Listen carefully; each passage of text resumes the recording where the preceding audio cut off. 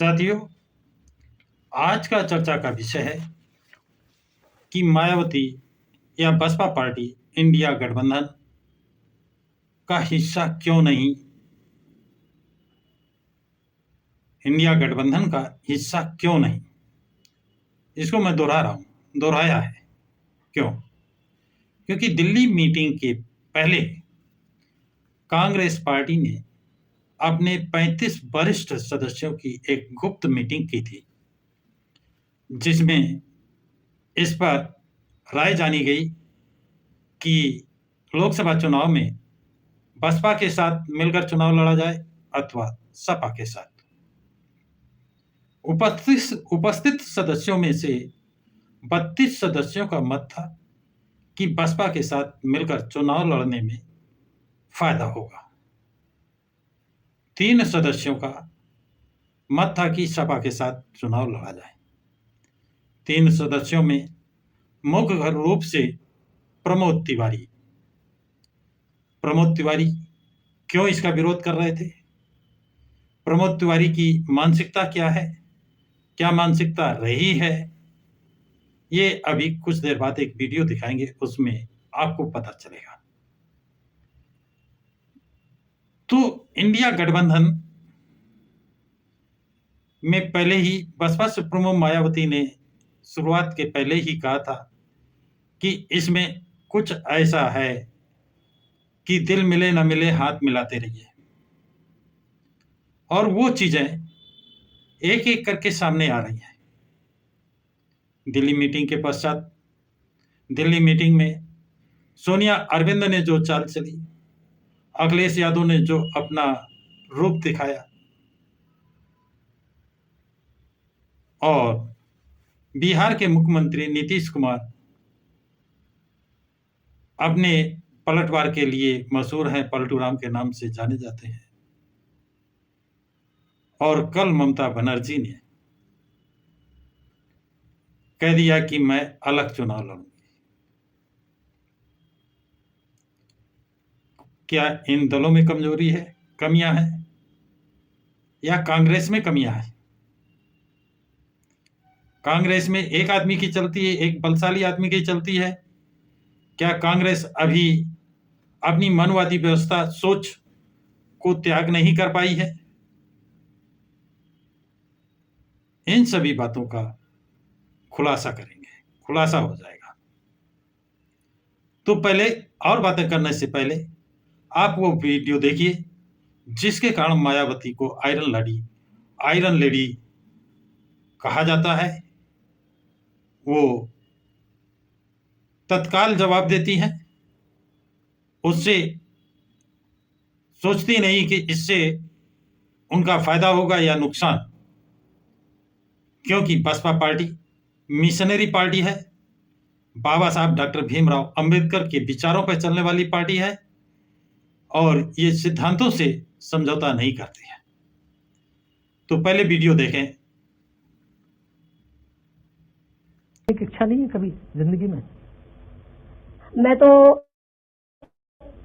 कभी ये इच्छा बनने के ऊपर ज्यादा मैं विश्वास नहीं रखती। नहीं, जैसे आईएएस बनने का आपका बड़ा मन था, तो प्रधानमंत्री बनने का मन ही नहीं होता? मैं आपको बताया ना कि जब मैं मेहनत और लगन के साथ लगी रहूंगी तो दलित शोषित समाज के लोग मुझे जरूर उस कुर्सी पर ले जाएंगे। आपको इंदिरा गांधी की तरह की राजनीति पसंद है? नहीं, मुझे इंदिरा गांधी की तरह की राजनीति पसंद नहीं है, क्योंकि इंदिरा गांधी गांधीवादी थी, मैं अम्बेडकरवादी हूँ। फायरब्रांड महिला नेता की एक सिफत है, या तो लोग उनके घनघोर विरोधी हैं या उनके घनघोर समर्थक। वैसे तो ऐसे लोगों की एक लंबी सूची है, लेकिन हमने उनमें से कुछ से बात की है।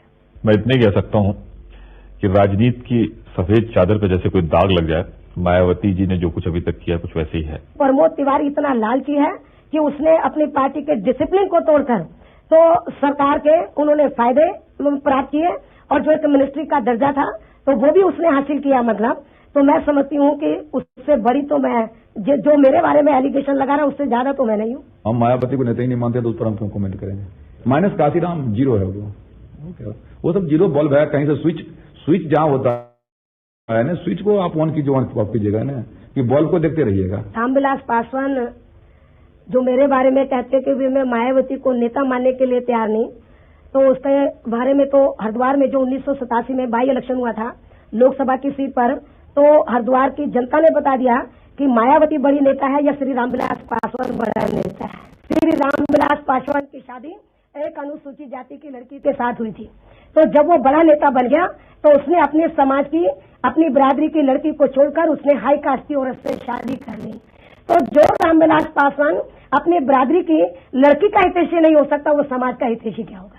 एनडी तिवारी हो या के तिवारी हो या प्रमोद तिवारी हो, ये सारे एक ही थैली के चट्टे बटे हैं। मायावती को राजनीति की दृष्टि से हम एक बहुत बहादुर महिला मानते हैं, जिन्होंने खुल करके और गरीबों की बात कही और कहीं भी उन्होंने वोट की परवाह नहीं की है, स्वार्थ की परवाह नहीं की। एकदम स्पष्टवादिता और अन्याय के प्रति घृणा, अन्याय के प्रति घृणा और अन्याय को उजागर करने की क्षमता, इतना मैंने पाया है। क्या चल रहा है? अधिकारी ठीक है? ना अभी कोई बात नहीं, किसी को वैसे भी तंग नहीं करना चाहिए, रिटायर होने वाला है ना वो। अब तो मेरे ख्याल उसके 2-3 महीने रह गए होंगे। उसने मेरे से ये रिक्वेस्ट किया कि बहन जी पता नहीं मैं किधर जाऊंगा, मैं जनवरी में रिटायर होने वाला हूँ, तो फिर मैंने उसका ट्रांसफर कैंसिल कराया। तो जी हमारे पूरे परिवार को बिल्कुल मारने के लिए तो हम सोचते हैं हमारी चलो छोड़ो, तो ऐसे ही आप लोग गीदड़ बन के रहोगे तो काम कैसे चलेगा? है तो जब आपके परिवार के लोगों को लोग मार रहे हैं तो आपके पीछे समाज खड़ा होना चाहिए ना। कौन से गांधी जी के अधूरे सपनों को किस गांधी जी ने इस देश के अंदर गली मनुवादी व्यवस्था को टिकाए रखने के लिए पूरी कोशिश की। गांधी जी चाहते थे कि मनुवादी व्यवस्था के आधार पर जातिवाद बना रहे, छुआछूत बना रहे और छोटे लोग अपने पैरों पर नहीं खड़ा होते। कुमारी मायावती से जुड़ी सबसे बड़ी कंट्रोवर्सी है उनका महात्मा गांधी को भला बुरा कहना। इसलिए बाकी राजनीतिक दल उनके पीछे पड़े हुए हैं, पर वह आज भी गांधी के बेहद खिलाफ हैं। विचारों पर कोई रोक जनतंत्र है यहाँ, लेकिन अब महात्मा जी जैसे व्यक्ति पर जिन शब्दों का प्रयोग वो करती रही हैं महात्मा जी के लिए, इस देश के करोड़ों करोड़ लोग, इस देश की नहीं दुनिया की हम समझते हैं, दुनिया के करोड़ों लोगों के भावनाओं को आहत करना ये राजनीति नहीं है। जिस तरह से उनके बयानात महात्मा गांधी जी के लिए या राष्ट्र के शीर्ष नेताओं के लिए सुनता हूं, मुझे बहुत पीड़ा और तकलीफ होती है। किसी को जिसने आजादी की लड़ाई में कुछ न किया हो, जिसका देश के निर्माण में कोई योगदान न हो, उसे कोई अधिकार नहीं है कि उन महापुरुषों के खिलाफ ऐसी वाणी का प्रयोग करे। ये उनकी असंसदीय परंपराओं को ही दर्शाता है। ये गांधी जी के ऊपर जब कंट्रोवर्सी हमारी सरकार बनने के बाद जब ये शुरू हुई तो मैंने प्रेस मीडिया के लोगों को भी ये कहा था कि गांधी जी के चेले जो ये कहते हैं कि शूद्रों को गांधी जी ने हरिजन एक अच्छा नाम दिया, ईश्वर के जन का है, तो मैंने ये कहा था प्रेस मीडिया के लोगों को कि यदि गांधी जी ने हमारे लोगों को ईश्वर के जन का है, ईश्वर के इंसान का है, तो हमारे लोगों को छोड़कर तो क्या ब्राह्मण बनिया ठाकुर या क्या ये शैतान जन है या किसी शैतान की औलाद है? मतलब बयान भी बहुत बढ़िया दिया बहन जी ने, बहुत बढ़िया बयान दिया। उनका कहना है कि यहाँ दो तरह विचारधारा है, एक गांधीवाद और दूसरा अम्बेडकरवाद। गांधी जी को आपने पढ़ा है सचमुच या उनके विचारों को थोड़ा थोड़ा सा पढ़ के और ऐसे ही उनको गालियां देनी शुरू कर दी? मैं गांधी जी को कभी गाली मैं नहीं दी, ना मैं गांधी के खिलाफ हूँ, मैं गांधीवाद के खिलाफ हूँ। जो गांधी जी की विचारधारा थी वो दलित शोषित समाज के हित में नहीं है, क्योंकि गांधी जी जबरदस्त वर्ण व्यवस्था के समर्थक थे। और वर्ण हरिजन का लफ्ज मेरे से इस्तेमाल मत करो, नहीं तो फिर मैं आपको भी सीधा सीधा सुना दूंगी। सर कहते हैं कि जो तानाशाही की प्रवृत्ति आपके अंदर है उसकी वजह ये कि काशीराम जी ने आपको सिर पर चढ़ा रखा है कि आप पार्टी को पूरी जेब में रखना चाहती हैं। ऐसा है। और जो लोग आपके खिलाफ बोलते हैं उनको टिकने नहीं देती, निकाल देती या निकलवा देती हैं, और काशीराम जी आपकी मुट्ठी में रहते हैं और जो चाहते हैं आप फैसले करवा देते हैं, और आपका एक डिक्टेटर का रवैया है। ऐसा तो आप लोग यही चाहते हैं कि दलित शोषित समाज में गीदड़ी पैदा हो? आप यही चाहते हैं कि दलित शोषित समाज में गीदड़ पैदा हो?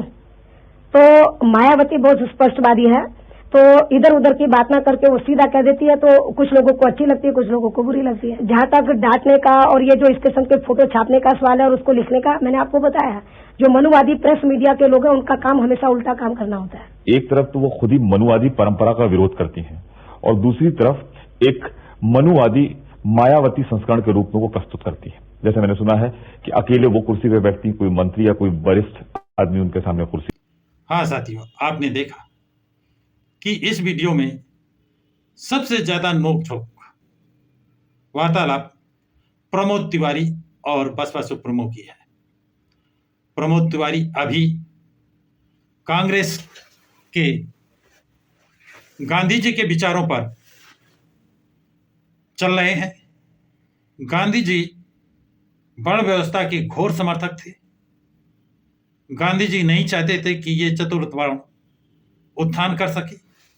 इसलिए बाबा साहब डॉक्टर भीमराव अंबेडकर, जो ब्रिटिश सरकार से लड़ करके 2 वोटों का अधिकार, सेपरेट इलेक्शन के अधिकार लाए थे, गांधी जी ने आमरण अनशन करके उन अधिकारों को बाबा साहब से वापस लिया।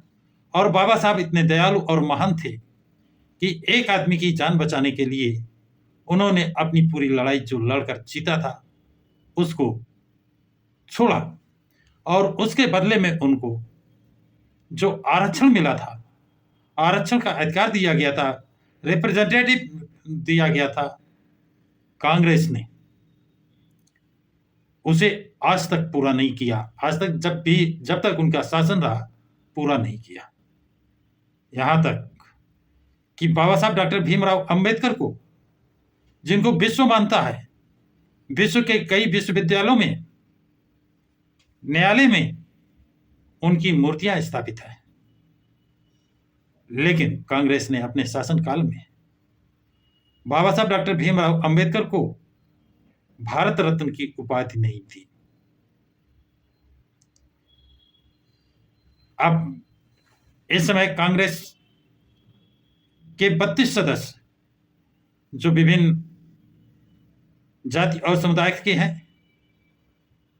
वो एक सदस्य प्रमोद तिवारी के सामने हल्के पड़ रहे हैं। पड़ नहीं रहे, पड़ गए। प्रमोद तिवारी की चल रही है। प्रमोद तिवारी का कनेक्शन कहां से है, किससे है, वो इतने बलशाली क्यों है कि पूरी कांग्रेस उनके सामने नतमस्तक है, उनका एजेंडा ही चलेगा। ये कांग्रेस के लोग जाने हैं। लेकिन बसपा सुप्रीमो के बगैर